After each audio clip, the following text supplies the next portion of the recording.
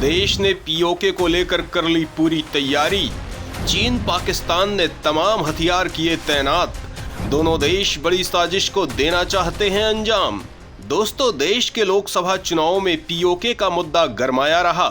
ऐसे में मोदी सरकार के एटीट्यूड को देखकर पाकिस्तान बड़ी तैयारी में जुटा हुआ है। इसके लिए उसने चीन से मदद मांगी है और पीओके के भीतर भारी तैनाती कर दी है। इतना ही नहीं, पाकिस्तान बार बार परमाणु ताकत की धमकी दिखा रहा है। सवाल उठता है कि आखिर पाकिस्तान किस तरह की धमकी दे रहा है, इन धमकियों में कितना दम है, इसके बदले में देश ने क्या जवाब दिया है। तो दोस्तों, पाकिस्तान भारत को परमाणु हमले की धमकी दे रहा है और इसके लिए वो भारत के कुछ गद्दार नेताओं का भी सहारा ले रहा है, जो भारत को बताने की जरूरत कर रहे हैं कि पाकिस्तान से इज्जत से बात करो क्योंकि उनके पास परमाणु ताकत है।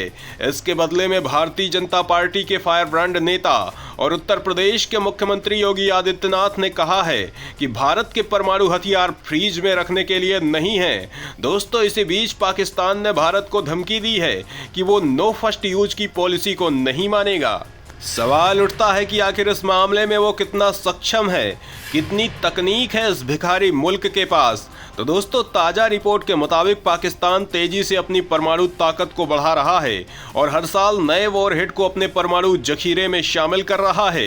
यही नहीं, इन परमाणु बमों को दागने के लिए डिलीवरी सिस्टम और ज़्यादा परमाणु बम बनाने के लिए ज़रूरी रेडियोधर्मी पदार्थों का उत्पादन भी बढ़ा रहा है। पाकिस्तानी सेना और वायुसेना ने नए ठिकाने और लॉन्चर बनाए हैं जो परमाणु फोर्स से जुड़े हो सकते हैं। अमेरिकी वैज्ञानिकों का अनुमान है कि पाकिस्तान के पास 170 परमाणु बम हैं। पाकिस्तान के पास प्लूटोनियम बनाने के लिए 4 रिएक्टर हैं, जिससे वो आने वाले कई दशक तक परमाणु बमों की संख्या को बढ़ा सकता है। दोस्तों, पाकिस्तान मानता है कि केवल परमाणु बमों की वजह से भारत ने अभी तक पाकिस्तान पर पूर्ण हमला नहीं किया है, इसीलिए वो इस मामले में तेजी से काम कर रहा है और उनका दावा है कि उनके पास हर रेंज के परमाणु हथियार मौजूद हैं। पाकिस्तान ने परमाणु बम केवल भारत को ध्यान में रखकर बनाए हैं और उसका दावा है कि अगर भारत इस तरह का कोई हमला करता है या कोई खतरा पैदा करता है तो उसके खिलाफ भयंकर तरीके से हमला किया जाएगा। दोस्तों, इतना ही नहीं, पाकिस्तान भारत के सुरक्षा कवच S-400 को भेदने की कोशिशों में लगा है। वहीं वो देश की बैलिस्टिक मिसाइल सिस्टम को भी निशाना बनाना चाहता है। दोस्तों, पाकिस्तान हर तरह के परमाणु हथियारों का निर्माण कर रहा है, जिसमें कम दूरी तक तबाही मचाने वाले टैक्टिकल वेपन, समुद्र से दागे जाने वाली क्रूज मिसाइल, हवा से दागे जाने वाली क्रूज मिसाइलें और लंबी दूरी तक मार करने वाली बैलिस्टिक मिसाइलें शामिल हैं। पाकिस्तान 4 रिएक्टर से परमाणु बम बनाने की सामग्री बना रहा है।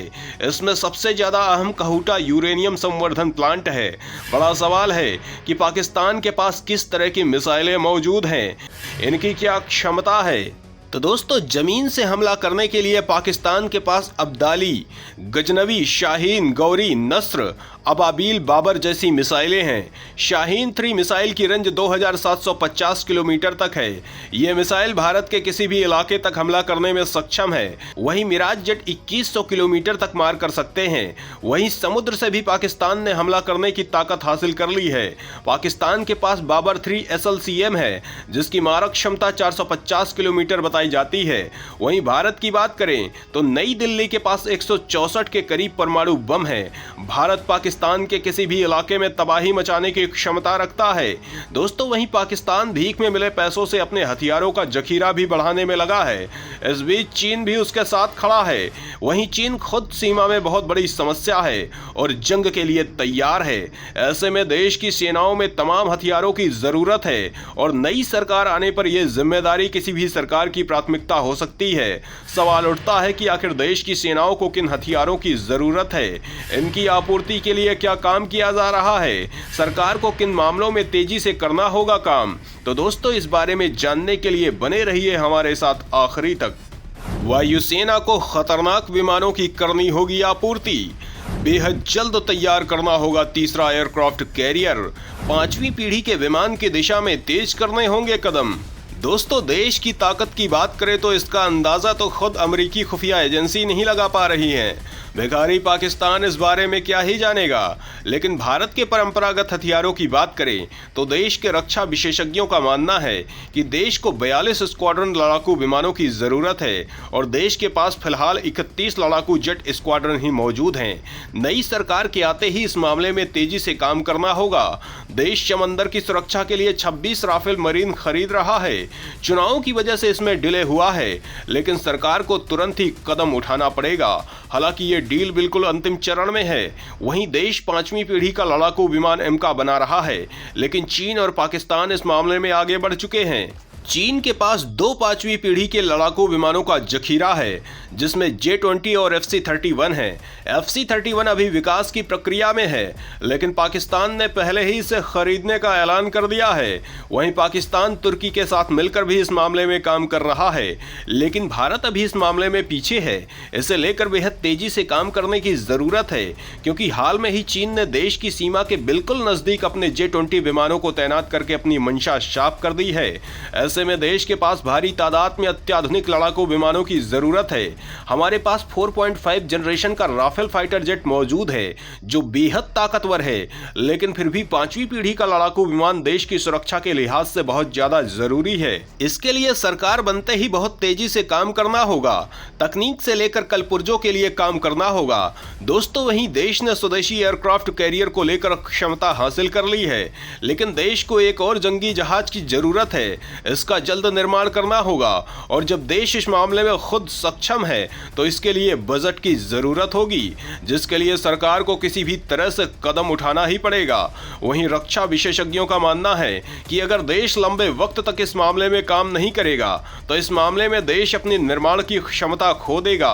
दोस्तों, जंगी जहाज भयानक क्षमताओं वाला जहाज होता है, जो खुद अपने आप में एक सेना के बराबर होता है।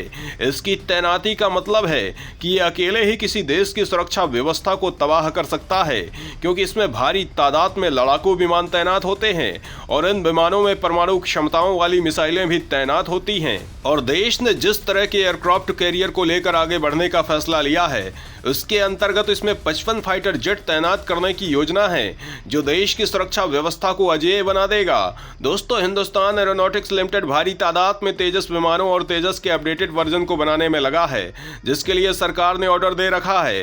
इसका मकसद है धीरे धीरे MiG-29 को रिटायर करना, क्योंकि इसके क्रैश होने की संभावना ज्यादा रहती है। लेकिन फिर भी हमें अपनी सेना के लिए खाली विमानों की आपूर्ति के लिए कड़े कदम उठाने की जरूरत है, और जल्दी ही जरूरी खरीद करनी होगी, जिससे देश के सुरक्षा कवच को कोई भेद ना सके। तो दोस्तों, इस बारे में आप क्या सोचते हैं, कमेंट करके जरूर बताएं।